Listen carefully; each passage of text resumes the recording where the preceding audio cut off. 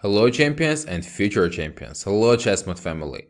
Gabuzyan is here with you and welcome to our daily lesson. On the board we have an interesting position. White has a clear control over the open line. Position is closed and black is not having much weaknesses. We want to break through somehow, but it's really difficult to do. If white tries to go rook g8 and making the use of the g line, playing rook h8 move and queen g8 idea, we are not on time. At this moment, black will go rook to g7. Otherwise, at the beginning, it's not really clear what's the value of controlling the open line. Even though it looks strong and beautiful, black is successfully defending.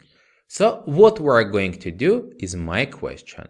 You can pause the video and try to figure it out. Topic for today is called push the pawn, and it's about pawn which can very much support our heavy pieces.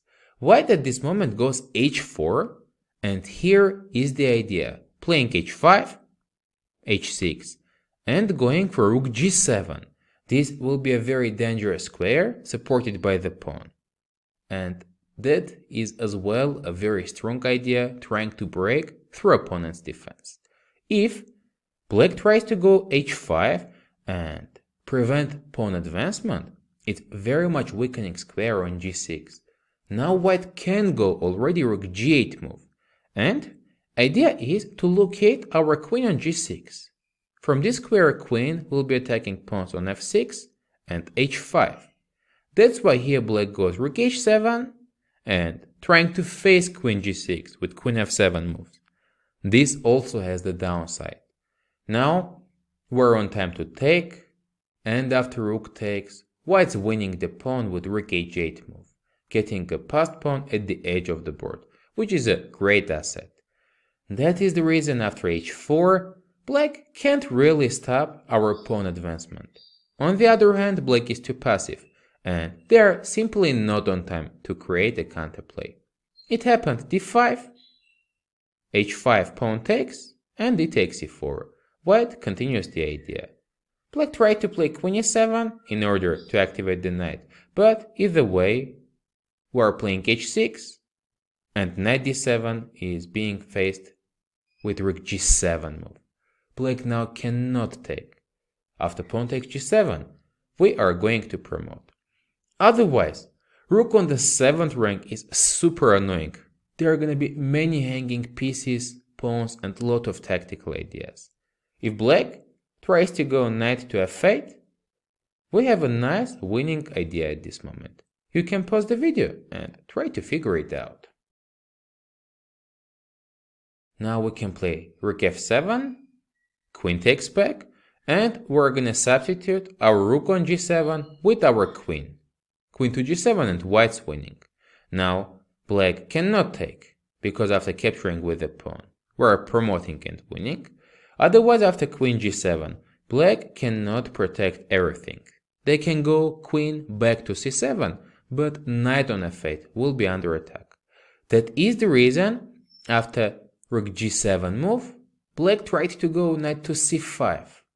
And they hope, after rook f7, queen f7, queen g7 moves, play queen c7.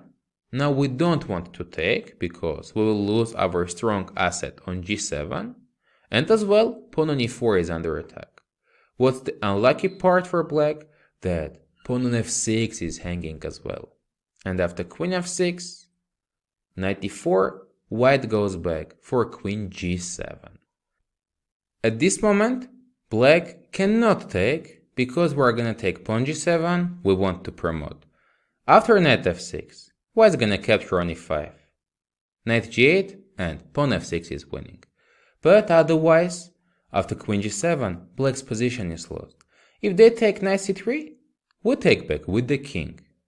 In the meanwhile, black cannot push this pawn because our king is nearby.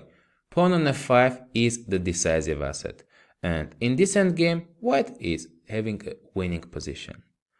That's how, in an unclear middle game spot, advancing the pawn is becoming a decisive factor.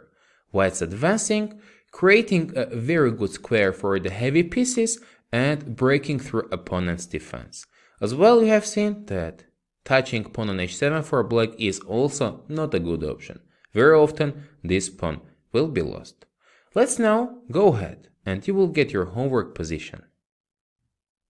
In this endgame, black is pawn down, but they have better pieces. Bishop on e6 is much stronger than bishop on g2.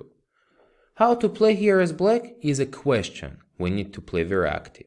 You can share your thoughts and ideas in the comment section below. Gabuzyan was here with you. Thank you for your subscriptions, likes, and sharing this video with your friends. We appreciate it a lot.